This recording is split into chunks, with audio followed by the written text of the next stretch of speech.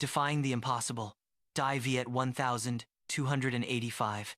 In 1285, the greatest host on earth marched relentlessly south. Before them stood a small nation, fragile in size, steadfast in spirit. Zhangyang, last shield of the southern song, finally collapsed after 6 hard years. With its fall, the Yuan rose as masters of Asia and set their gaze on Dai Viet. Mountain passes and northern outposts fell in a swift cascade.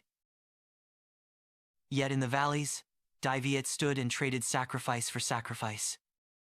In the royal hall, fear wrestled with duty, as torches painted wavering shadows. Some urged surrender, calling resistance madness before an empire of iron. The plan turned to rivers and tides, to wisdom over raw might. At sea waited the largest fleet of its age, iron and timber bound for conquest. On open ground, courage wrestled superior steel to a bloody standstill. Numbers pressed in.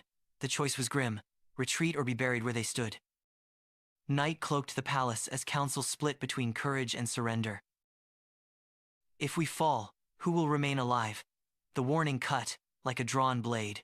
Villages answered the call, stakes carved, boats patched, hearts steeled. Unity became their shield as the tidework took shape along the muddy banks. From across Asia they came, horse, foot, and oar in boundless ranks. Generals who broke empires now pointed their spears toward Dai Viet.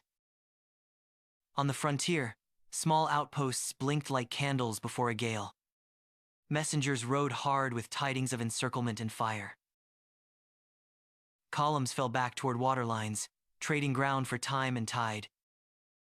Along the stakes, eyes lifted to the current, counting heartbeats to high tide.